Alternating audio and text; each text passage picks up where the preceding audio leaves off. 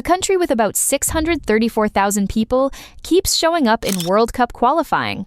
That is not the scale you expect in global football. That is the mystery. By the end of this video, you will know why this works and how to apply that idea to the biggest question in football.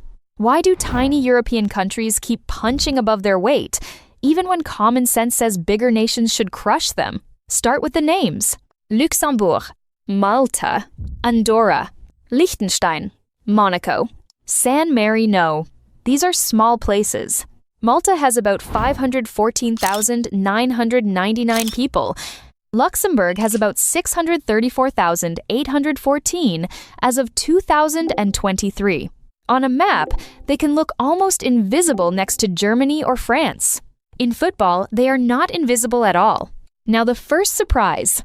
The usual story says small countries do not matter much at the World Cup. The research partly supports that. Andorra and Malta have had limited appearances and often do not progress to the main tournament. Luxembourg has qualified for the FIFA World Cup 4 times, but never advanced beyond the qualifying round. If you stop there, the answer seems simple. Tiny countries are just underdogs. They try hard. They lose. But that misses the real point. The point is not that every tiny European country becomes a world champion. The point is that Europe keeps producing competitive small nations, and even the smallest ones stay inside a system that pushes their level higher. They keep entering serious qualification paths. They keep improving. They keep becoming harder to beat. That pattern tells you something bigger than one tournament result. The first reason is geography. Europe is crowded with football nations, and those nations sit close together. That matters more than people think. In many parts of the world, long travel can separate top competition from local development. In Europe, a small country is rarely isolated from the sport's strongest centers. Luxembourg sits between larger football cultures. Malta is plugged into the UEFA system. Andorra entered FIFA and UEFA in the 1980s and took part in qualification matches.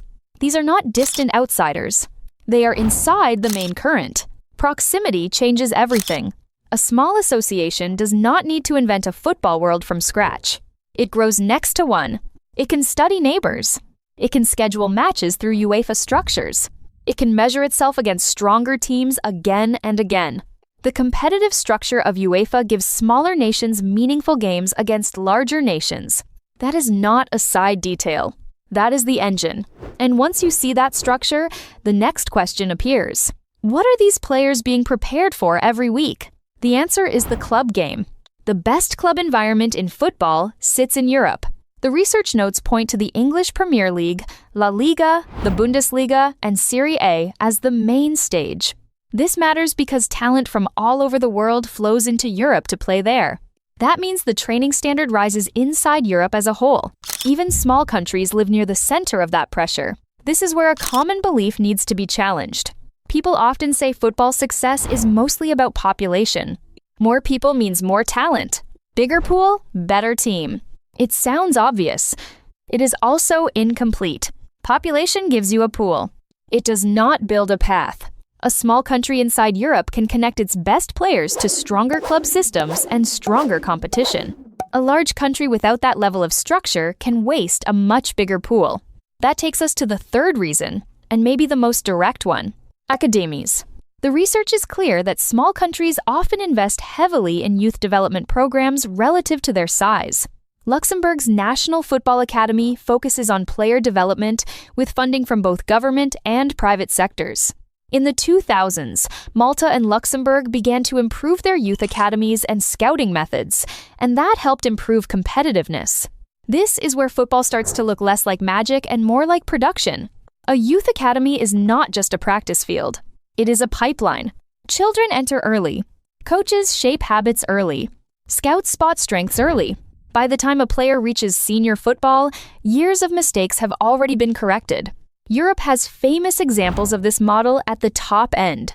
The research points to La Masia in Barcelona, the Ajax Academy in Amsterdam, and Clairefontaine in France. Small countries do not need to copy those systems perfectly to benefit from the same idea. They just need to organize development well enough that a tiny player pool does not scatter and disappear. That is why the academy story leads straight into money, not giant spending. Smart spending. According to UEFA reports from 2021, small countries often manage to attract investment in their sports sectors. That investment leads to better training facilities and youth scouting programs.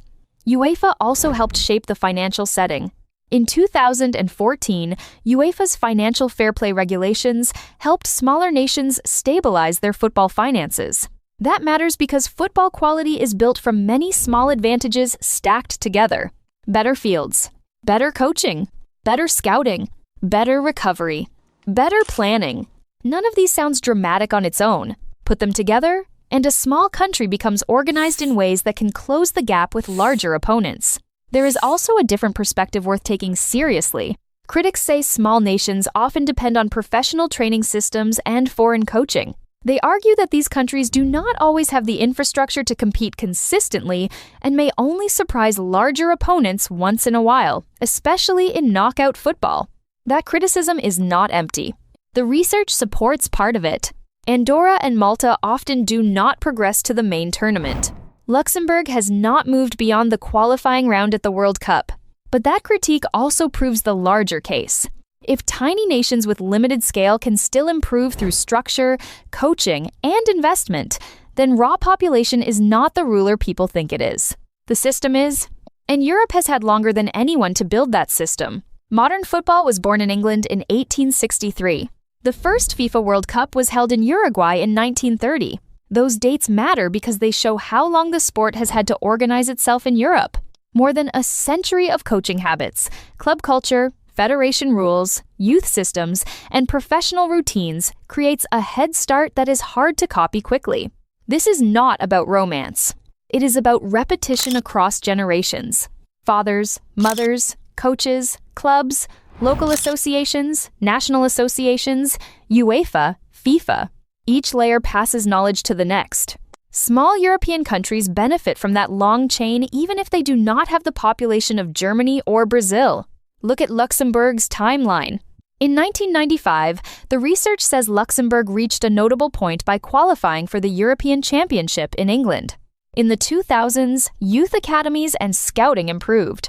In 2018, Luxembourg recorded wins against higher-ranked teams, a sign of progress.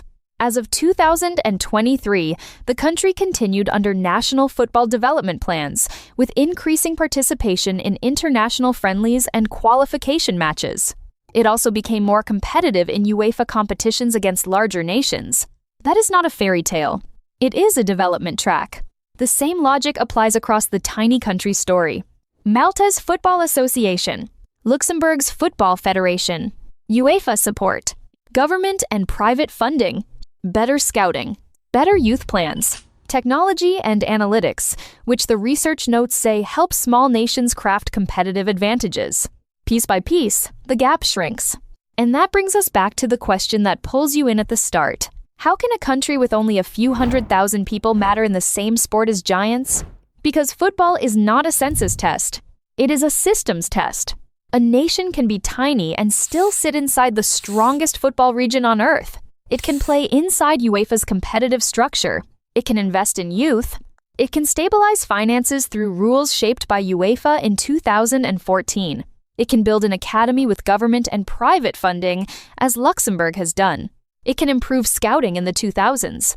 It can turn a small player pool into a focused one. So, when you look at a place like Luxembourg with about 634,814 people, or Malta with about 514,999, do not ask only how many players they can produce. Ask what happens to each player once they enter the system. That is the real answer. Not size alone, not luck alone, not one upset. Geography puts these countries near power. Clubs raise the standard. Academies shape talent. Investment sharpens development. History gives Europe a long head start. And once all of that is in place, a tiny country stops looking tiny, at least on the pitch.